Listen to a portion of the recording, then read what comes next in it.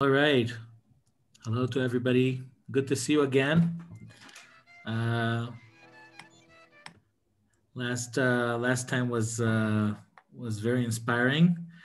In this Farbrengen, we are honored to host also Rachelle Sprecher Fraenkel, well-known teacher of Gemara and Halakha, and Rabbi Falk, the head of the Tekoa Yeshiva, and Rabbi Amechaye, Even Israel, Rabbi Steinsaltz's son, and an important figure in the Stiensaltz Center, and Rabbi Allouche, the rabbi of Beth Tefillah in Arizona, which are major partners in this Shalhevet program. So we welcome all of the distinguished guests and, of course, all of us learners to join in this special event for pre-Pesach time. And I want to invite Rabbi Michel to say a few words as an introduction to the Farbrengen.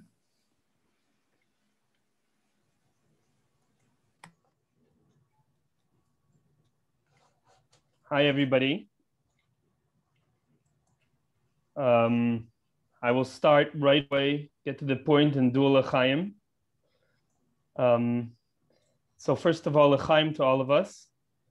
L'chaim to Matan and all the staff from the Steinsaltz Yeshiva in Tekoa and to the staff of Shalhevet. Thank you for all of your hard work. Thank you, Rachelle, for joining us and being our co-speaker this evening. Thank you, Rabbi Pinny, Rabbi Amechaye. I just, if I can, say a small introduction just to try to explain what we're trying to do, what basically a Farbrengen is all about. I think in many ways, the biggest difference between a Farbrengen and a class is the question, how passive am I allowed to be? We're all very used to sitting and listening, especially nowadays that everything is on YouTube or on Zoom. You just put it on. You don't even need to put on your camera.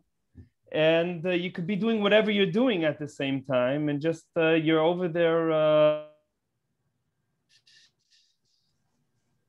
by hopefully listening, but being passive. What we're trying to do in a Farbrengen, and this is almost impossible, but that's why we're trying to do it. We want each one of us over here in this evening, or in this morning or afternoon, you guys in Arizona or in Washington or in New York or New Jersey,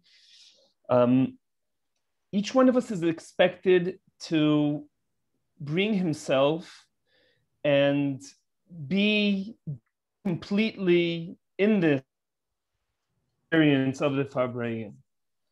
There's a very nice story that one of the probably brightest Hasidic sages told his Hasidim one day about a fool that every day would find himself losing his pants, losing his shirt, losing his socks, his shoes, and just looking for hours just to get dressed every morning.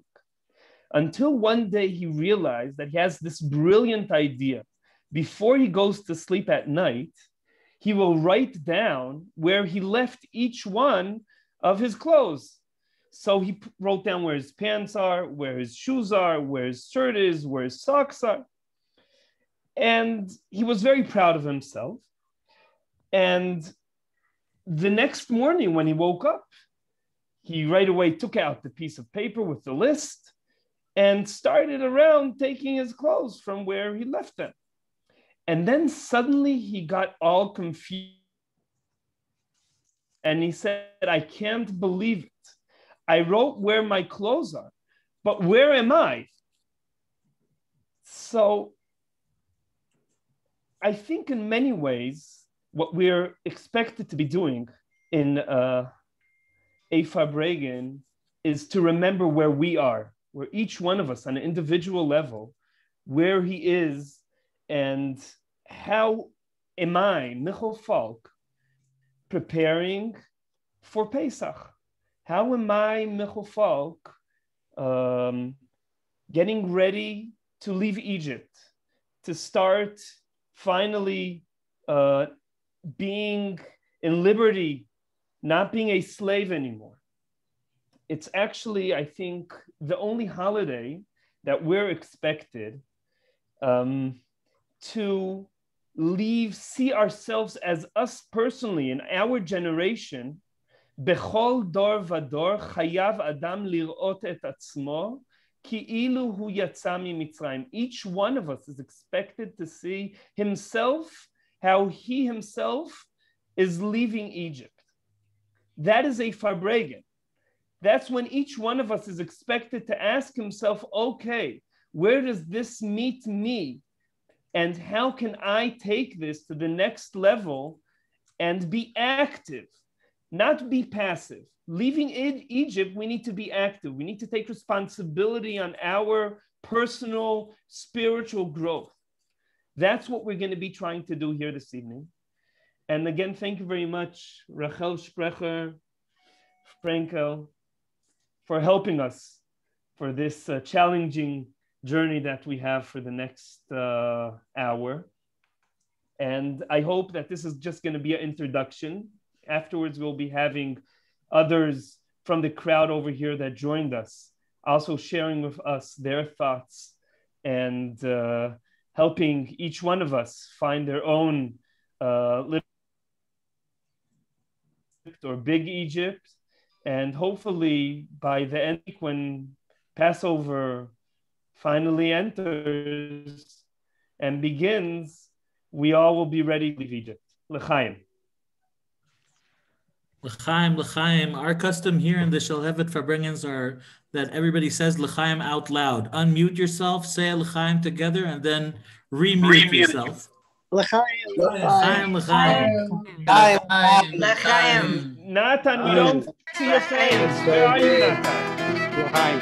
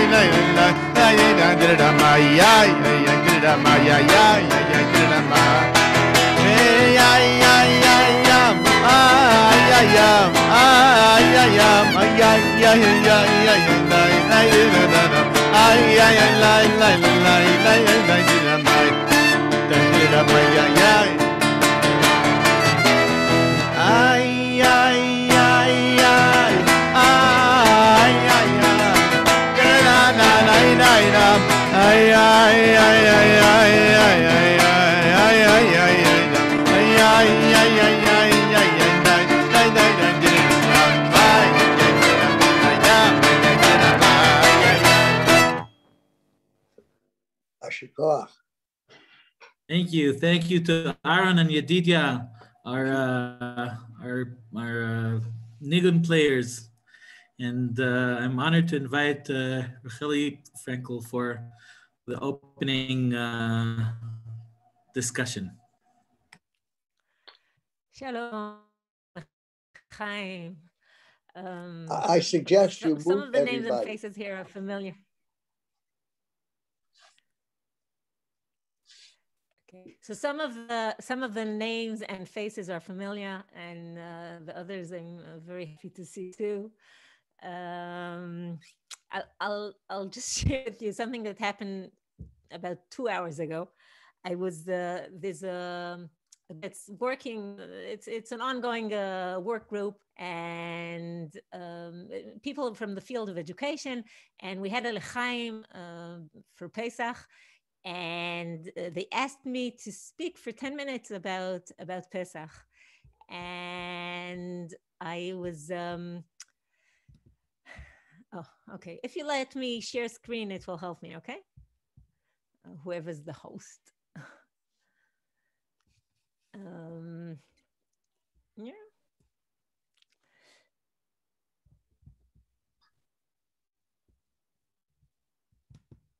Okay, great. So I had prepared this little PowerPoint thing, and I was talking. The group is mostly it's all Israelis, mostly secular, some Charedim, some religious, and a few Druze and Arabs and Muslims and Christians. And it was the first time I spoke about Pesach, about the Jewish holiday altogether, in front of a group that had non-Jews in it. And I was telling them that I'm very well aware of the flexibility. For instance, this is an issue that comes up, and I had like for a minute to say what's going on here and how. Get in the car. Okay. Let's mute. Okay. And there are different issues coming up, and that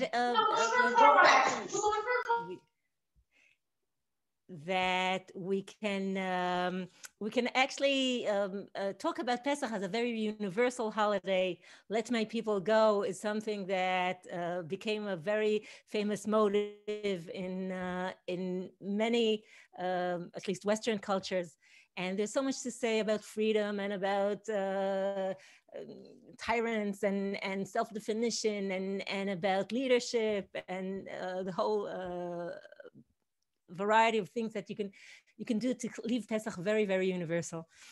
But I was telling them, I want to tell you the story as a Jewish story, and I was very well aware of the complexity of saying, I'll tell you the story the way it is as my story, and part of it being my story. Just scream. We really need to. Okay, great. Is that I have nieces and nephews that every year read the Manishtana, Tate Lieben, Ich will fragen, the vier Kashyas, the full text in Yiddish. And I have nieces and nephews of Chalavi descent that say משארותם צרורות על סמלותם ון ג'יי ממצרים פין רייך מירושלים השפיזו וואטק מצה ומרור. It's a dialogue set in Arabic, all about where did you come from Egypt, where are you going to Jerusalem, what do you have in your bag, matzah and maror. And this choice to tell the story of Pesach as my choice, not as a politically correct choice, and not as, it's my story, and I want to tell my version of it, even if there are other versions available, was something that needed thinking. It wasn't very, very simple, but when they read the verses in the Torah, from the very, very beginning, you become very well aware that before the things actually happen, you're about to, there's going to be, in the middle of the plagues, they're about to leave tonight, they're going to have the sacrifices and Makat Bechorot, the firstborn, and everything's going to happen tonight. And Torah is about to tell people how to prepare and how to get ready and what's going to happen. There's so much information to convey, yet half of the verses there are already busy telling us how we're going to end up telling this story in the future, how we're going to be very concerned with what stays for generations and what's going to be a law of eternity, and what mitzvot are going to be created in memory of this. And it's almost like sometimes we see young people arriving somewhere, and before they can even feel what's going on, they're already taking pictures and posting and thinking how they're going to tell everybody about it. And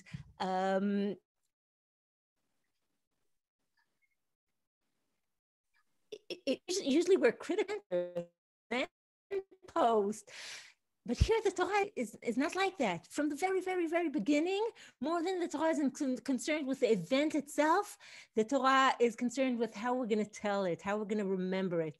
And eventually, there are a lot of things that come up, but more than the historic event shaped the people. What shaped us is the way we chose, the way the Torah chose for us to remember it in practices, in mitzvot, in storytelling, and in remembering tons, and like over 50 times in the Torah, the Exodus is mentioned, and over 30 mitzvot, and the way we were encouraged and told to tell the story ended up shaping the nation much, much more than the event itself, I think. I mean, if we would stay slaves, that would be a different issue, but it's everything that happens for generations and generations. And in this context, I want to share a story. I heard it from an educator, a very well-known educator. He's now an older man. His name is Avram Infeld, originally born in South Africa. And he says how, as he finished high school, there was, they were kind of a Zionist family, but he wasn't very involved. And the minute he finished his high school exams, his father, who was probably a very dominant person, told him, there's a young state, a young Jewish state, you're a young man, go. And he says, Abba, I have plans. And he says, bye-bye. And he sends him off to study in the Hebrew U. And since he comes from a family of very known physicists, he was sent to study physics. And he says how his family, raised him to be a physicist that will shame Albert Einstein. There were so many expectations of him. So he goes to the physics department, and he goes to the lab.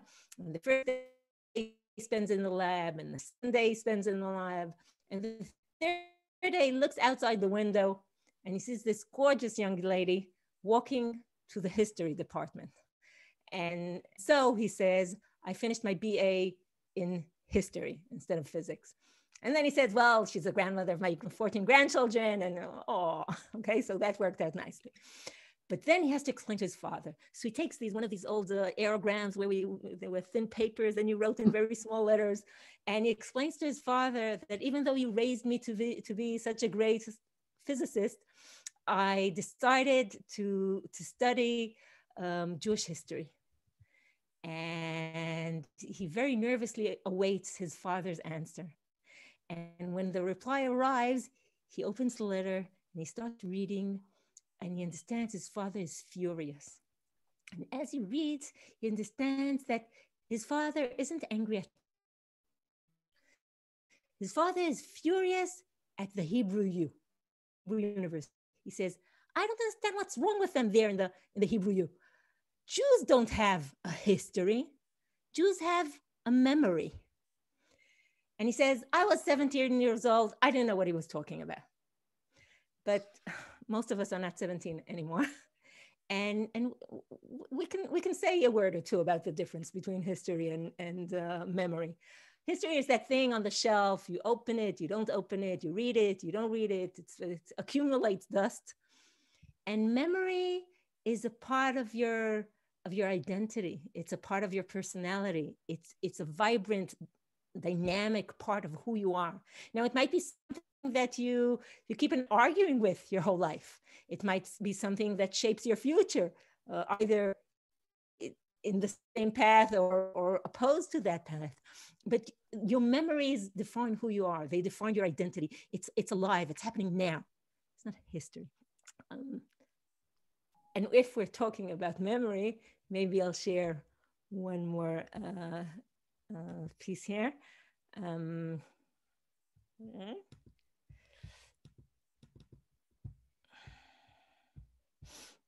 It's Jonathan Safran Foer, and everything's illuminated.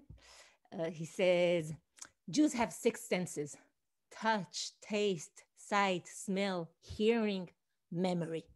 While Gentiles experience and process the world through the traditional senses and use memory only as a second order means of interpreting events, for Jews, memory is no less primary than the prick of a pin, or its silver glimmer, or the taste of blood it pulls from the finger.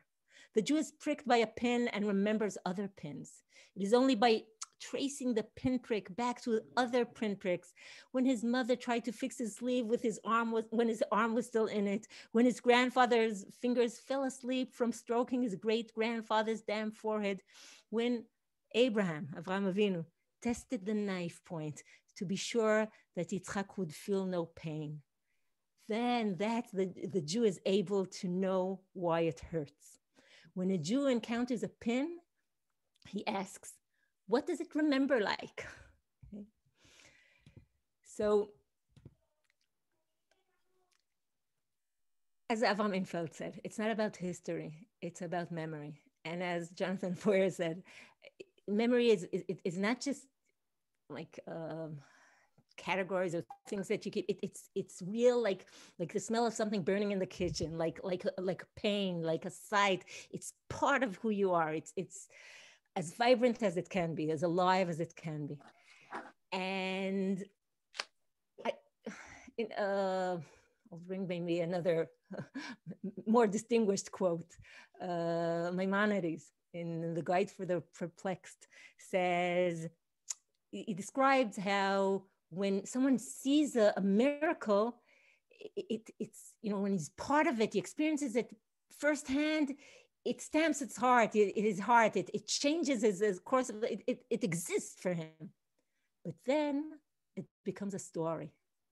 And a story, here I leave the Rambam, I would say a story is an endangered species. They blur, they fade out, they're forgotten, they're denied, they're declared fake news or conspiracies. Stories are very, very fragile. And the passing on of stories is a very, very challenging thing. Rambam takes it to a different direction. But even in courts, this idea that somebody's telling a story over and over, we know that memory changes every time you tell the story. And new synapses and neurons, and you get a different story or a changed story. It's a big problem if you're supposed to judge someone according to testimonies. But what is a great problem in courts is almost the solution for us, because the Torah tells us to tell the story the way Jews relate to stories. It's not history, it's memory. And we're expected to bring it home, to tell it through us. The challenge is to see ourselves as if we were the ones that experienced all the hardship and slavery, and we were the ones that were redeemed, and then to play it out, to act it out, to show ourselves, leharot. That's what it's written in the Rambam, for instance. And I'm thinking about actors on stage when they have to play out different emotions, something painful, something funny. We're often told, connect into your inner experience. Think of your pains, think of your joys, and then you can act it out. Then you can pass on the story.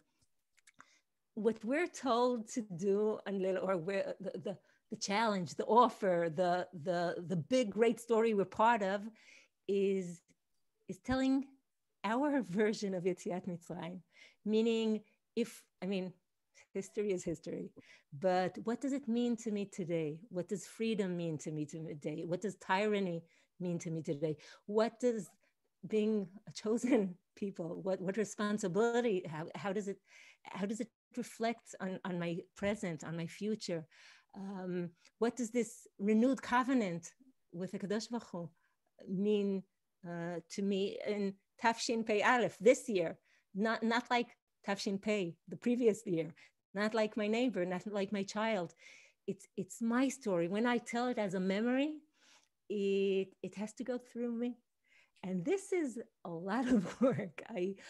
First it's a work of letting go, of opening up to it, and then it's letting it grow through you and telling it as part of your identity.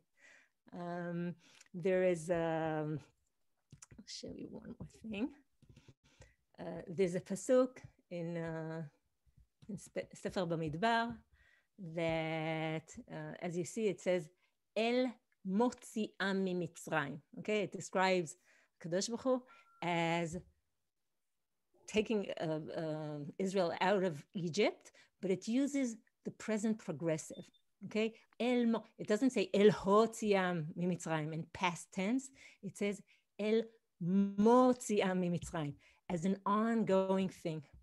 And the Or HaChaim HaKadosh and many interpreters, a lot in Chassidut, after him, expand on that and say, what we're doing here is not telling a story from the past. It's not reciting history. It's not just mentioning the text in the book. It's telling the story of what is going on now. What aspects of leaving Egypt are happening now? What aspects of this renewed covenant are most vital for me now? What call do I hear from this story? What gift am I gifting my children? And where sometimes, or in different contexts, is seeing things through such a personal view, or missing the word, but using a perspective that's so personal could be considered problematic. Here, that's the mission, that's the goal. It's telling a story that's happening now, that is shaping a people now, that is shaping me now, and that I'm being part of looking into myself, experiencing by me, and playing it out as part of this great play in Leila Seder. I find it to be a challenge every year, but also extremely fascinating and engaging. And when I manage to connect to that place that's my own, I feel I have much more to pass on to my kids. So I'd love, for you, when you work in the rest of the Farbrengen, to try to ask and answer questions. The story of Yetziat Mitzrayim is by definition told through questions and answers. And if a person doesn't have someone to question him, he questions himself. So maybe we can ask and answer ourselves. What does it mean for me to experience something as a memory, not just as a history? What does it mean to me today? What aspects are renewed in this year? L'chaim and Chag Sameach. L'chaim. L'chaim, l'chaim, l'chaim to everybody. L'chaim. L'chaim. ממצרים גאלתנו, מבית עבדים פדיתנו. ממצרים גאלתנו, מבית עבדים פדיתנו. ממצרים ממצרים גאלתנו מבית עבדים והבאתנו ממצרים. ממצרים גאלתנו מבית עבדים והבאתנו ממצרים. ממצרים גאלתנו מבית עבדים והבאתנו ממצרים. ממצרים גאלתנו מבית עבדים והבאתנו ממצרים. ממצרים גאלתנו מבית עבדים והבאתנו ממצרים. ממצרים גאלתנו מבית עבדים והבאתנו ממצרים. ממצרים גאלתנו מבית עבדים והבאתנו ממצרים. ממצרים גאלתנו מבית עבדים והבאתנו ממצרים. ממצרים גאלתנו מבית עבדים והבאתנו ממצרים. ממצרים גאלתנו מבית עבדים והבאתנו ממצרים. ממצרים גאלתנו מבית עבדים והבאתנו ממצרים.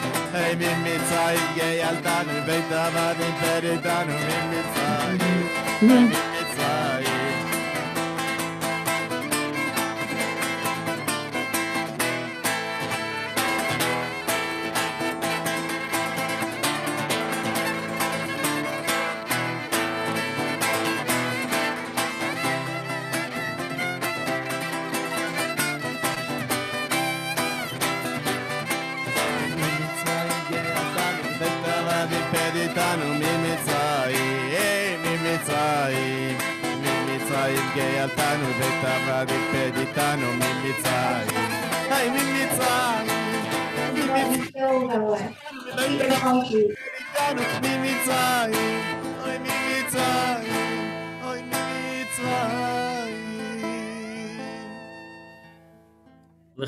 L'chaim, thank you so much. Thank you to Rachelle for your very inspiring words and for Aaron and Yedidia. And I invite Rabbi Amechaye Even Israel to continue the conversation with more thoughts about Pesach and about our role in preparing for Pesach. Hello, everyone. I am actually doing the actual preparations for Pesach, as I am in the midst of shopping for Pesach, one of the most important parts of the preparations for Pesach. And so I hope you will excuse me for talking to you from my car. Now I want to share with you two thoughts, and Natan, they will be short. The first one is based on a paragraph, a short paragraph that I like very much from my father's book about the Rabbi, the book My Rabbi, which I had the privilege of being a part of its editors. And I want to read to you just 2 lines, okay?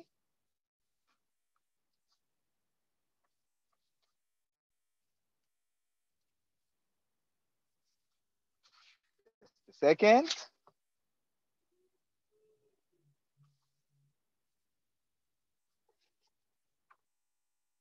Okay. In the chapter, the first chapter of the book, speaking about what is a holy man, my father says the following sentence. A man who has had a full and very adventurous life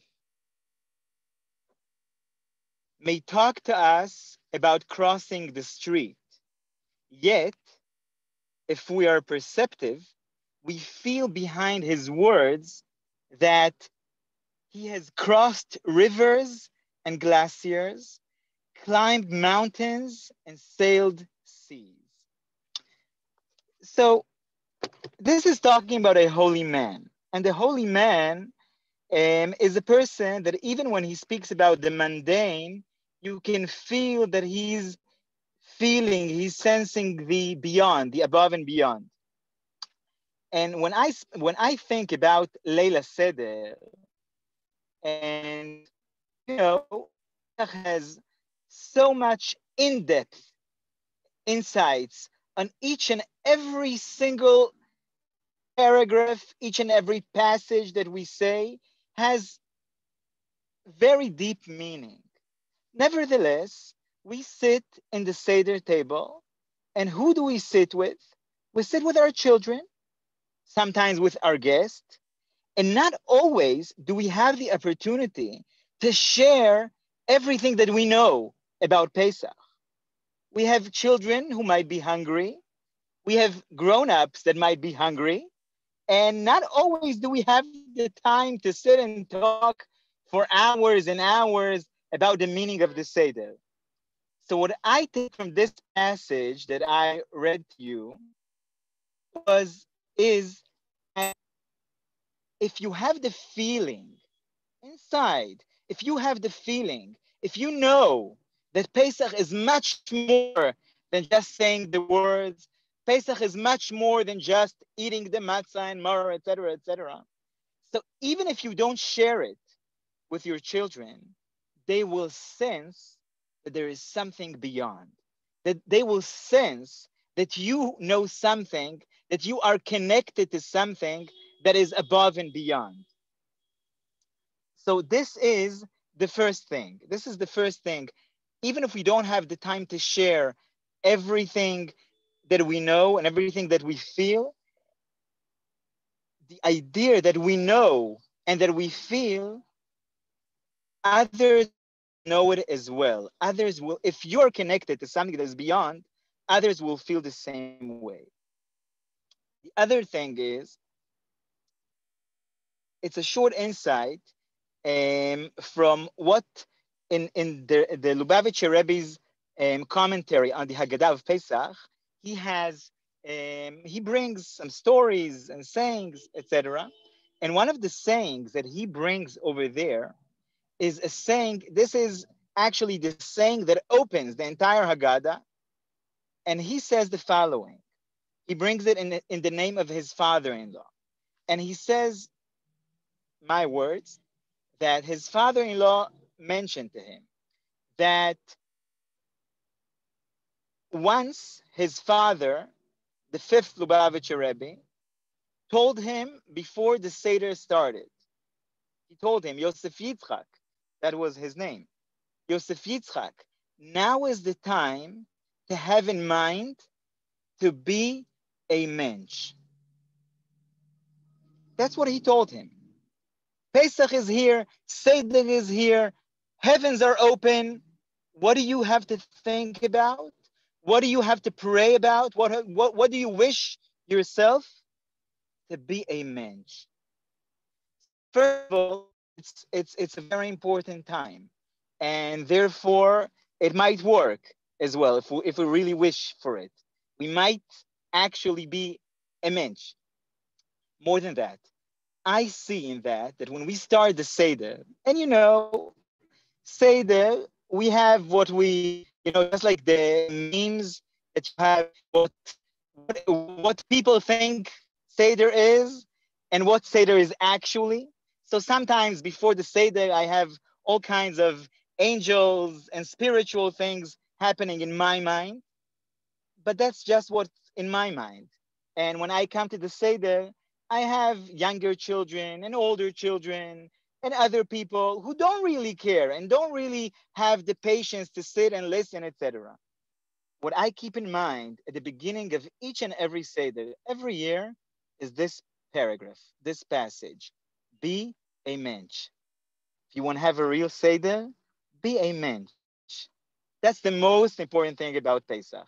That's the most important thing about the way you run your Seder in your family, in your house, wherever you are. Be a mensch.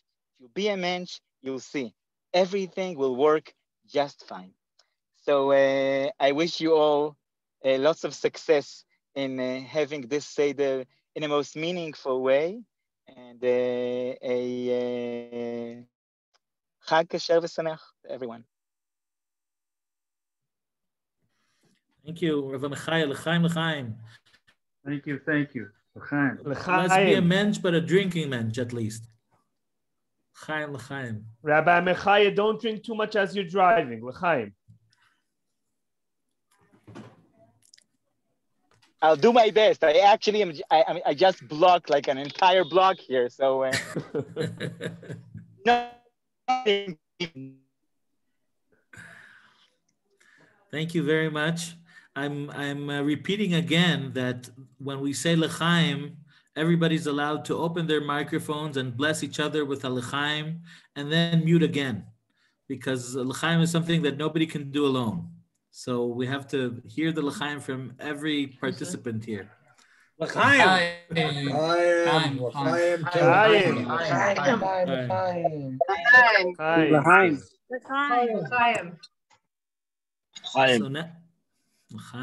So now I want to ask Rabbi Allouche, Rabbi Pinchas Allouche of Congregation Beth Tefillah to share some more words and continue the discussion.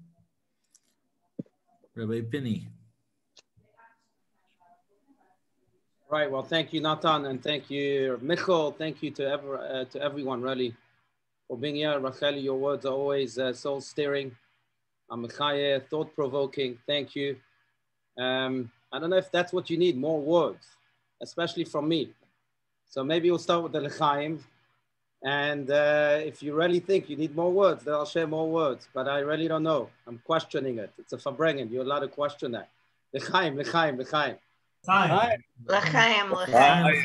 Maybe give us some questions. Not so fast. And I'll share a quick thought. So Amechaye spoke about be a mensch. That's how you should approach the Seder and life in general. I go to another verse. The verse that I go to is actually an interesting one, because it's the verse that opens the story of Passover as we tell it to our children, at least as the Haggadah tells us to tell it to our children. It's the verse that follows the opinion of Rav in the Talmud. When the question is asked in Masechet Pesachim, where should we start the story from? And the opinion of Rav is that we should start the story of Pesach from Terach, from the father of Abraham. And we say, Mitchila of avodah zara ayu avotenu, v'achshav kirevanu hamakom la'avodato. That's where we start the story. Shmuel, by the way, is of the opinion that we start the story with Avadim Ayinu leFaro b'Mitzrayim, that we were once time slaves to Pharaoh in Egypt. Now, if I may dare say, Shmuel's opinion is much more logical. That's where indeed the story starts. The story of slavery starts from Avadim Ayinu. Doesn't start from Terach. What's the connection to Terach? And even more so, Rav has the audacity to tell us that ve'achshav kerevanu hamakom la'avodato, only now God brought us close to him and to his service. Rav lived about 2,000 years after Abraham. Abraham wasn't close to God.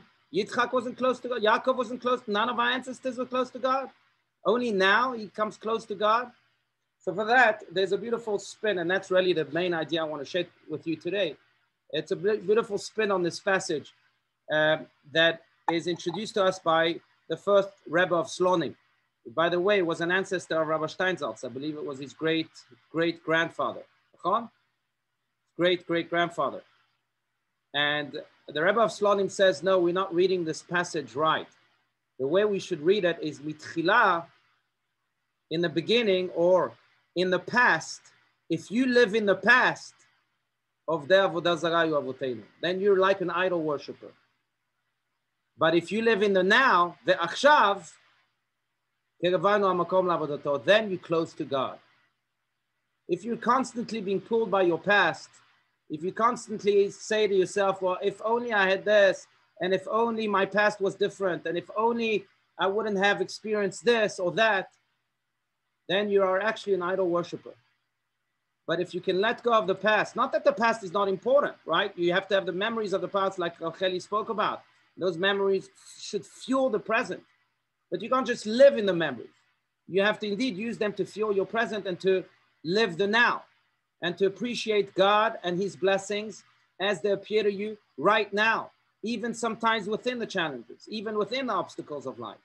If you can live in that way, ve'achshav, then you're close to God.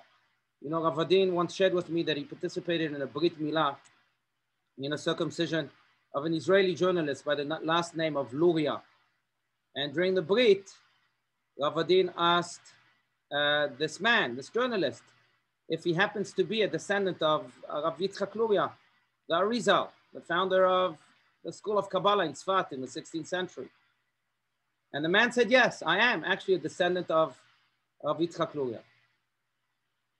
So Rav Adin said to him, are you proud of it? He said, yes, I'm very proud of it. And then came Rav Adin's retortion. He was known for his very prickly humor. And he says to him, well, you say that you are proud of the fact that Rabbi Yitzchak Luria was your ancestor. Have you ever thought for a moment if he is proud of you too?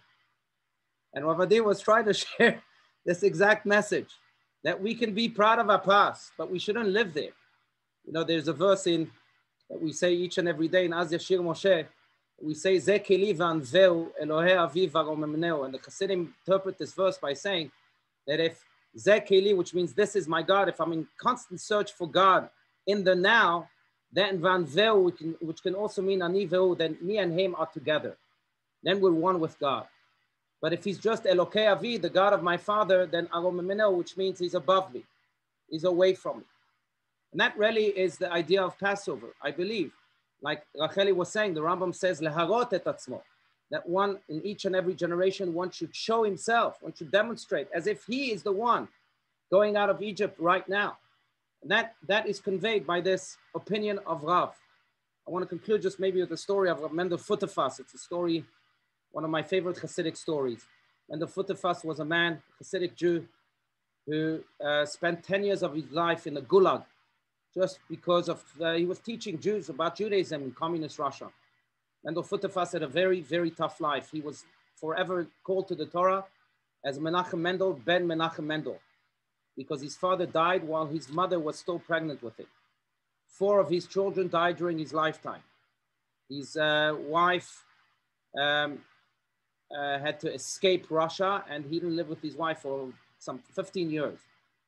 But Menachem Mendel Futterfass was once in Siberia, as mentioned, in the Gulag, and the inmates approached him all of a sudden one day and said to him, Mendel, we don't understand you.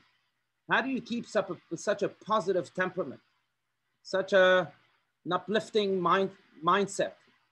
We here in Siberia, we've lost it all. We find it hard to smile, and you're smiling all the time. And Mendel Futterfass famously responded to them, well, for you, your life was indeed in the past. You lost it all. For me, the objective of my life is to be a servant of God, Oved Hashem. I was a servant of God before Siberia, and I can be a servant of God right now in Siberia. But this same Mendel Futterfass is the one who approached a student and said to him, what is the most important place in the world? And the student said, it's Jerusalem. Mendel Futterfass said to him, you're wrong. It's the place you're walking on right now. He said to him, what is the most important moment in the world or day of the calendar? And the man said, well, it must be Yom Kippur, right? Mendel Futterfass said, you're wrong. It's today. Right now is the most important day of the calendar. And he said to him, and who's the most important person in the world? Who's the holiest person in the world? And the student said, well, maybe it's the Baba Sali, the Lubavitcher Rebbe, who knows? And Mendel Futterfass again said to him, you're wrong. The most important and the holiest person in the world is you right now. You understand? You're living in the most important day of the world, on the most important place, and with the most important person. God begs you to fulfill that which you have to fulfill right now, in the present. I once asked Rabbi Steinsaltz what is his favorite book of all the books he wrote. And he told me it's the one I'm working on right now, sharing again the same perspective. So friends, if we can approach Pesach with that perspective, that it's not so much about whatever happened in the past or which ancestors really belong to us or don't belong to us, but it's more about what we are doing with our soul's mission at this very moment, finding light even within darkness and hope even the despair and godliness even in impurities, then no doubt we too can come out of our own Egypt and experience that ultimate redemption. Amen v'amen. L'chaim, l'chaim. L'chaim, l'chaim. L'chaim. I'm happy you spoke, Rabbi Penny, and didn't just do a l'chaim. אני לא ירדם עכשיו. לחיים. והיא שעמדה לאבותינו ולנו שלא אחד בלבד עמד עלינו לכלותנו אלא שבכל דור ודור עומדים עלינו לכלותנו הקדוש ברוך הוא מצילנו מירדה אלא שבכל דור ודור עומדים עלינו לכלותנו אלא שבכל דור ודור עומדים עלינו לכלותנו עומדים עלינו עומדים עלינו לכלותנו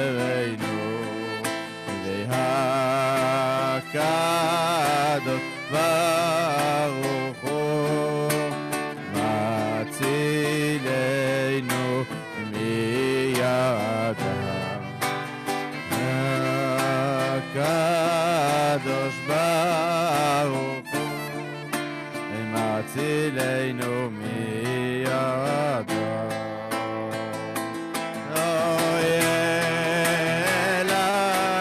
שבכל דור ודור עומדים עלינו לכלותנו אלא שבכל דור ודור עומדים עלינו לכלותנו עומדים עלינו עומדים עלינו לכלותנו והקדוש ברוך הוא מצילנו מידם והקדוש ברוך הוא מצילנו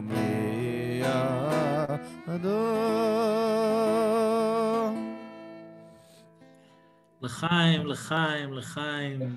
לחיים, לחיים לכולם. לחיים. לחיים. חיים. לחיים, לחיים, לחיים. חיים. Chaim. So we. Chaim, Chaim. Anybody else saying a l'chaim with us?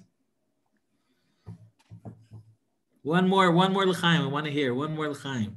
L'chaim. L'chaim. L'chaim. L'chaim. L'chaim. L'chaim. L'chaim. L'chaim tovim.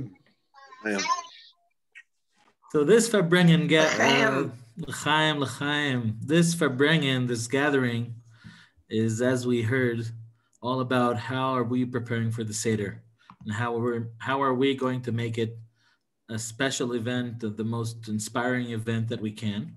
And we heard a few ideas and a few directions from the different people who spoke, the different rabbis and people who spoke now.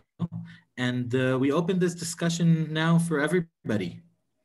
what is it that we can do to make this evening of the Seder not only to do what we are supposed to do, open the Haggadah, do all those rituals that we know since childhood that we're supposed to do, but how are we actually going to come to the Seder ready for the most meaningful, inspirational night of the year? And this question, I think, is a question of sincerity also. We can come and sort of drop this question aside and do all that we're supposed to do, and we will be very fine with it. But we also have an opportunity now to speak about how would it be, what could we do in advance to make it special and meaningful. And so it's an open discussion. Anybody who has thoughts about it is welcome. And if by any chance Shoshana Gross would like to start with sharing us a few of her thoughts, we would be very grateful. Hi, I'm Shoshana Gross. I'm from Highland Park. I just wanted to first say hello to all the guys I see who have been in Highland Park. I see several of them. And also to my chavrusa who's on, Levi Yitzchak. I don't know if he wants to claim me as his chavrusa, but he's on. And I should say Birshus, all the speakers. Also, hi, Leslie, my friend over there. So I just want to say my assignment was to talk about something about making Pesach meaningful. And it should be responsive to the speakers that I haven't heard yet. So hopefully what I say, I do think it does tie in to the various speakers. It was just some thoughts that I had as I was preparing for Pesach, meaning cleaning for Pesach. So I was thinking about the fact that Judaism gives us many tools to achieve our mission of whatever our mission is in Judaism. And it encourages us to do a lot of introspection. And when we were leaving Egypt, of course, we got the first national commandment of Rosh Chodesh. And it was very significant because slaves do not have any control over their time. And they can't decide what they're going to want to do with their time. And so to say to us, you have this time and you are going to mark it and you are going to use it wisely was very significant. And our calendar is set, our days are set up to constantly mark time. At the end of davening, what day is it? And we mark the month and you know, we're constantly marking the time. And we are encouraged to engage in introspection. But I think we think about Rosh Hashanah Yom Kippur, the high holidays, as the time that's really about introspection. And, you know, and it occurred to me, though, that Pesach is actually a very interesting counterpoint to those high holidays. And on Rosh Hashanah Yom Kippur, we're thinking, what can we improve? We take stock. How was the past year? You know, what do we want to do in the future that will be better? And then we have exactly half a year later comes Pesach. And on Rosh Hashanah Yom Kippur, it's all very contemplative. It's all in our heads. Whether we're tshuva, repentance, or prayer, or fasting, and we fast so that we can, you know, concentrate on all these things we want to think about. And Pesach seems completely different. It comes half a year later, you know, in case we've kind of lost our momentum. But it seems completely different. It's all physical. It's cleaning and shopping and cooking, and even the Seder itself, it's all physical. It's all very concrete actions that we have to do. But I think that it is just another, I will say, modality of another way for us to do introspection. Anybody who's been in Highland Park, I'm involved with the Yeshivat Netivot Montessori, the flagship Montessori Yeshiva. Some of you have been too. So they talk about modalities and all these, you know, in education, you want to You want to use as many different senses as possible. So in Pesach, we're using all these senses and everything's so physical and so chaotic, really. But the preparation for Pesach and Pesach itself gives, it also gives us this opportunity to think about and to introspect about what do we need to get rid of? What have we accumulated, both materially and spiritually?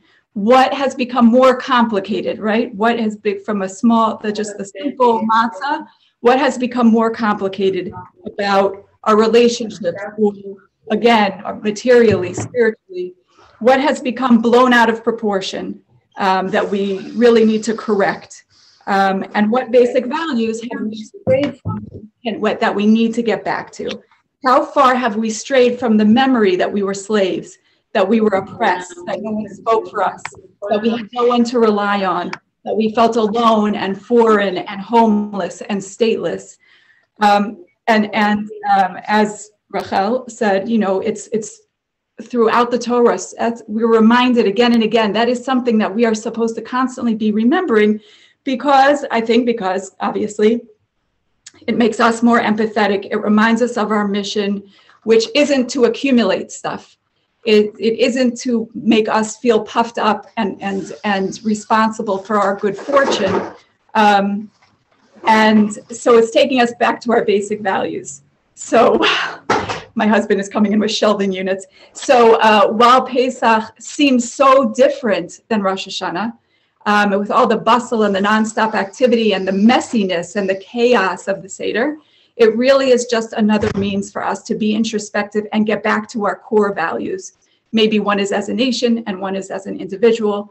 But I think that perspective gives us a way for Pesach to be meaningful, even if we're by ourselves, even if our Pesach is not the way we're used to it being. And I think also in terms of passing it on, I think that when you're connected to your core values, such as be a mensch, that's something that really speaks to our children. That when we say to them what's really important isn't the history, but rather the memory and what the memory teaches us, and that we need to be a mensch, and that we need to remember these core values that are so, they really are so, they speak to us so much, right? To speak for the downtrodden and the oppressed and the poor, and those things are something that's most everybody can really connect to on a very emotional level. I think that those are things that really mean a lot to our children. And when they see that we connect it to our everyday lives and that those core values are what matters to us, I think that it means a lot to them, and they take it with them. There we go. Thank you so much, Shoshana and Chaim. Thank you. Chaim. Chaim. Good luck with the show. Chaim. Chaim. Chaim.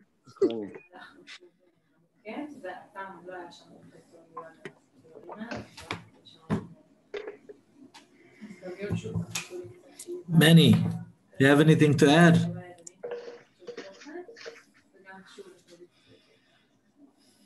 Hey, Nathan. Hey, everyone. Always happy to be together with friends from CBT and others, and then at least seeing the names, if not the faces. The names are also nice. And from all over the States and the world, it's great. It's beautiful, the thing that we have here. Thank you for all the inspiring things that you said about the Seder. I have something that comes in my mind the past days. I thought about what our sages say. Our sages say that every generation, a person, every Jew, should see themselves as they come out of Egypt. And I think it always bothers me. Every year it bothers me. What does it mean? Because like doing things that are not true and to do like I'm going out of Egypt, there are some traditions, they do a whole show, like some of the adults wear a costume, like wearing like Moses costume and doing all this show of going out of Egypt. But I'm pretty sure that that's not the meaning of thinking about yourself as someone who went out of Egypt. And I guess that I need to go out of somewhere. There is Egypt somewhere in my life and I need to go out of it. And I guess that every year I have a different answer to the question, what is the place that I need to go out of? So, and not only that I have a place that I need to go out of, I guess the Seder is the time, it's like a lucky time. That's gonna be my jumper. If I wanna go out of somewhere, that's gonna be my jumper. And I just need to decide what is the place that I want to go out of. It doesn't need to be like the experience of the Jews in Egypt. They used to get punches from their neighbors all day long. So it's pretty easy to remember that you need to go out of here if you always get punches in the face. But me, I need to look for it. I guess there is an Egypt, but it's hard for me to distinguish, to say, oh, this is a good place. This is a place that I need to live. And in order to take advantage of the jumper that I'm gonna have in the Seder, I need to look for that place. And I think that's a preparation. That's a first thing, to before the Seder, to think about what is the place that I need to go out of. But it's not a physical place, of course. It's a state. It could be a state of mind. It could be. I can give my. I think I started to get an answer. I thought about my daily, day-by-day life, and I think I'm a slave. I'm a sort of slave of my routine, and I thought because the COVID broke most of the routines of most of us, all this new situation. And even now I have a COVID routine, and it was funny if it wasn't sad. I have just, it's everything broke, and then I built a new routine. Okay. And I'm not saying the routine is a bad thing, but what is the bad thing? To be a slave of something. So I thought maybe I'm a slave of my routine. So I decided, okay, I need to do a new thing, and I can have a list of new things that I think that I should do.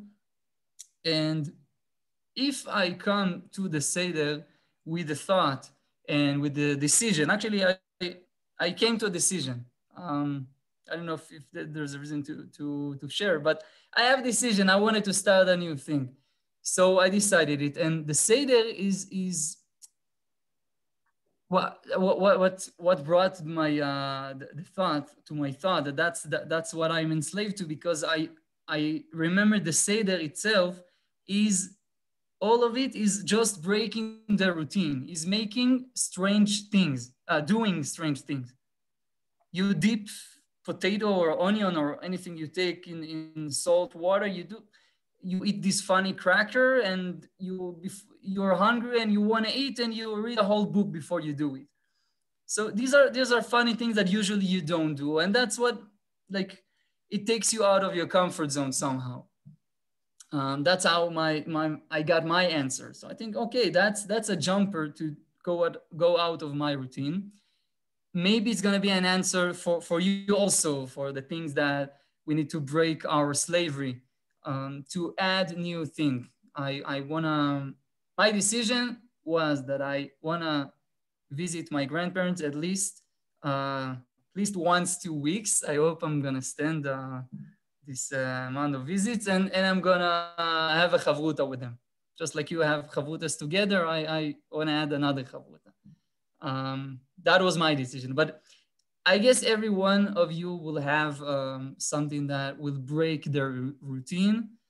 And the Seder, I think, is you can call it a lucky time, but I don't know how to define it in English. Anyway, just that's gonna be a jumper. To have a decision in your thought and say, okay, I'm gonna go with it. And that's like an assistance, the going through the Seder with things that, okay, I'm gonna start a new thing. That's my thoughts. L'chaim, l'chaim. Thank you, many. L'chaim. I'll go next because I want to build on what he just said. Is that okay? Go ahead. Go ahead. I'm Ariella Ruderman. I live in Denver. And I want to tell you a joke. So this joke you might have heard before, but we like to tell jokes at Shabbos. So this one came up this week. It's an oldie, but it's good.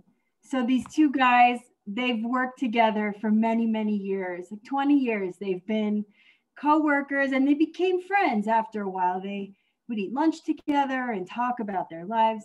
So, you know, every day they would sit, they would open up their lunch and one of them would say, oh, peanut butter and jelly again. So the next day, the same thing, peanut butter and jelly, my goodness, how many peanut butter and jelly sandwiches? So the friend, after a while, he says, look, ask your wife to make you something else for lunch. He's like, you don't get it. I make my own lunch. So I guess I feel like that's my Pesach perspective. Like, really, if we're stuck, we're making our own lunch. It's not like somebody else is doing it to us. So in the spirit of Farbrengen, I want to tell about a conversation that I had with my daughter on Shabbos, which was, I keep rehashing it in my mind. My daughter's 8. She's my youngest child. And she's one of those kids that has a very sensitive heart. And I mean, people who have lots of different kids, you know, you can see all the personalities. You've got the athlete and the leader. So this girl, she's just always interested in how other people are feeling, tuned in. So we're walking to shul and my 3 of my older kids are walking ahead of us, about a block ahead. And she turns to me and she says, you know, Mom, I don't want to leave your side. Like, okay. It's like, well, you know, what's going on? She's like, well, you know, I was thinking of walking up and joining my brother and my sisters, but I don't want to leave you alone. I don't want to make you sad. Okay. So like, where do I go with this one? And I say to her, well, you know, as a parent, you know, you're welcome to stay by my side as long as you want. But my real hope for you is that you'll leave my side and you'll launch and you'll go live your life. She's like, oh yeah, like to get married? I'm like, of course, to get married and start a home. But even now, like if you want to go do something, you know, I want you to leave my side and go do it. And so she thought about it for a while. And I said, look, what do you want? What do you like to do?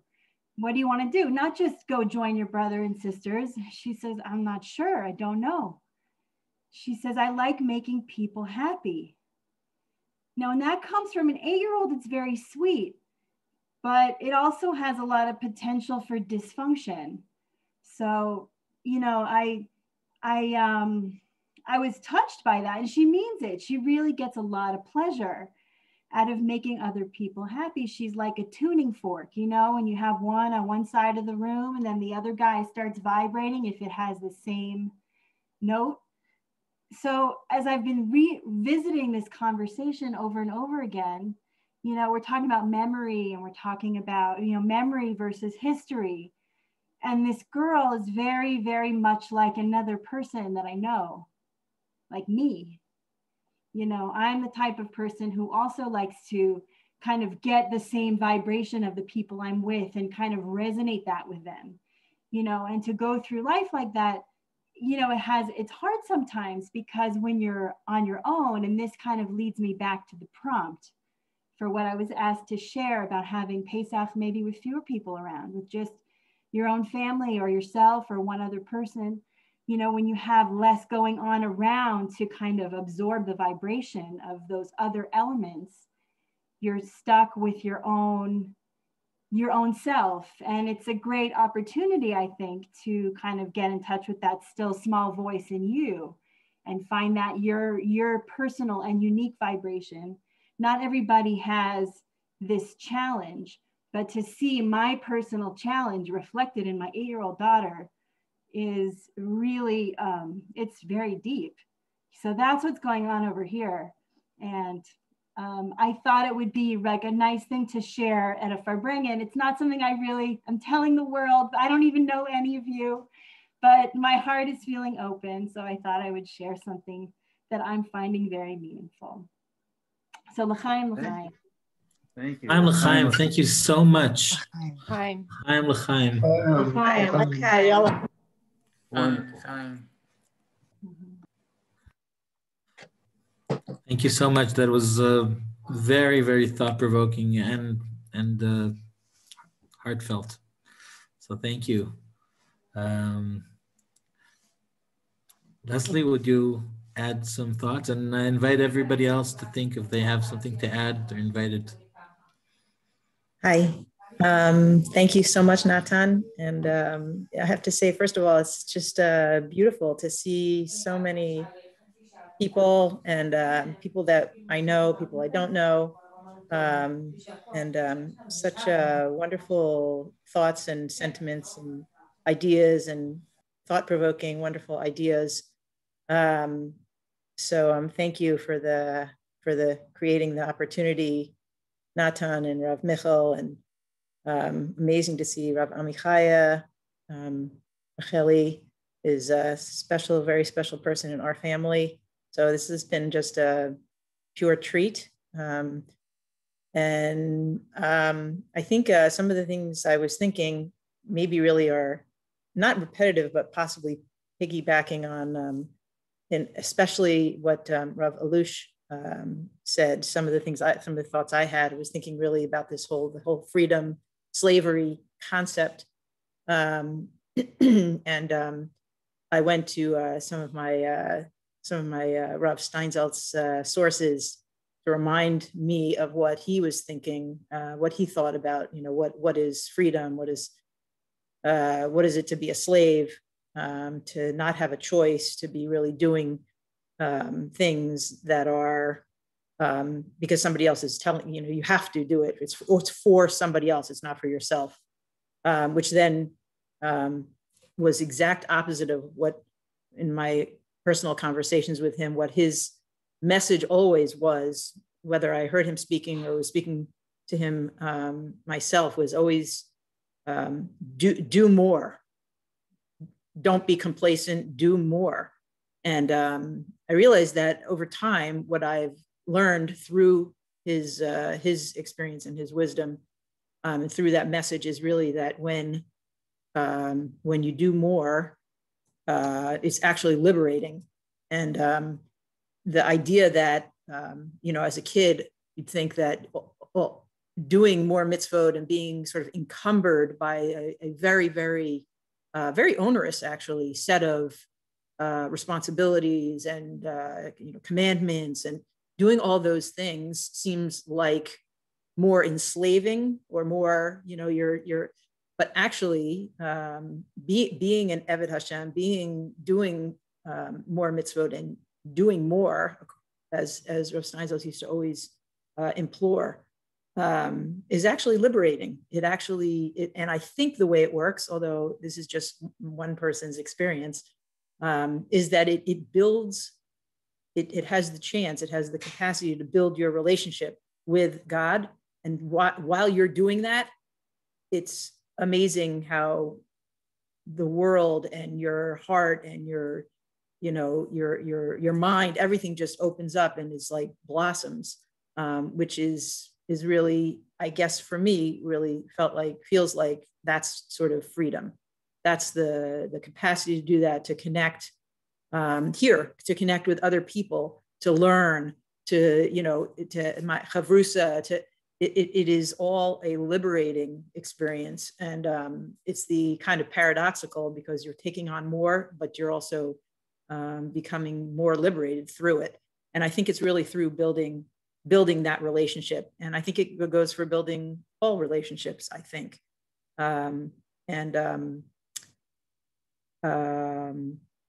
I guess the only other thing, one other thought I had was that, Rav Allouche was saying, do it, now, here and now is what's the most important, which is what reminded me of it. But the other piece of it is I think also liberating, also is being part of such a special people and is such a gift, and it also feels very liberating. So I guess, at our Seder, if you can give that over, maybe that's the part of being a mensch, which is what Rav Amechaye spoke about, but just being a mensch and being who you are, which is so incredibly special to be part of this community here, to be part of our communities in our hometowns or abroad in Israel, and to be, part of a whole special nation. That really, to me, feels like freedom, and also is really indescribable in terms of the gift that it is. So that's part of, I think, what we're going to incorporate. I've heard so many beautiful shiurim and divrei Torah and going into, and I was trying to think of what to say, but I think that captures the essence of it. Thanks. Thank you so much. L'chaim, l'chaim. L'chaim. Thank you. L'chaim. Thank you, l'chaim. You brought it all together. That's wonderful. I just wanted to say something before we end and before the last nigun. Thank you to all of you guys who joined us, and especially to those who shared with us your thoughts. I think the very basic element that's true with all of the speakers here was what one of the Hasidic sages said about leaving Egypt. Vayitzaku el Hashem batzar lehem, the beginning of the redemption happened when the Israelites were unhappy and started to screaming out to Hashem, screaming out to God and saying, enough is enough. We want something else. We want more. So I really want to thank everybody. I'm leaving this hour and a half, Farbrengen, feeling that I didn't do enough in my preparations for Pesach. And I really don't want to find myself on the Seder night not ready for this special event. And thank you again. Let's try to do more and to be unsatisfied as much as we can. And with that unsatisfaction, to do as much as we can. L'chaim. L'chaim. L'chaim. L'chaim. L'chaim. L'chaim, l'chaim.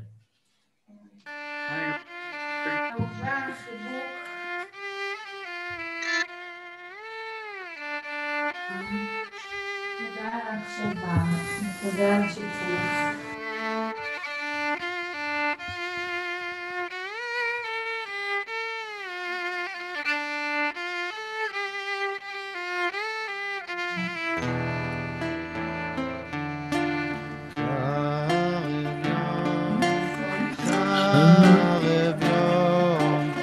אשר הוא לא יום ולא לילה, קרב יום, אשר הוא לא יום ולא לילה.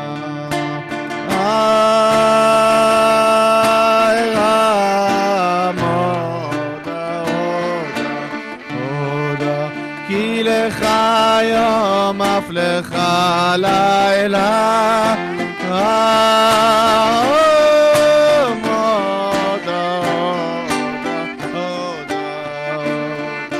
כי לך יום אף לך לילה.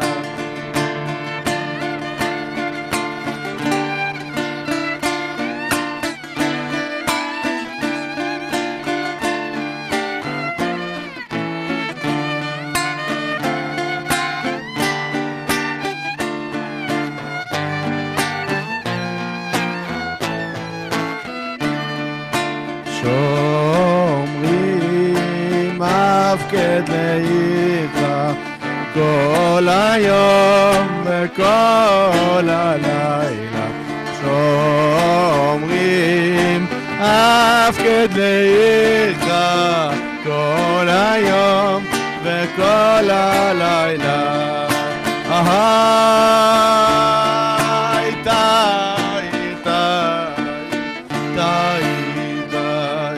די כל יום חשכת לילה.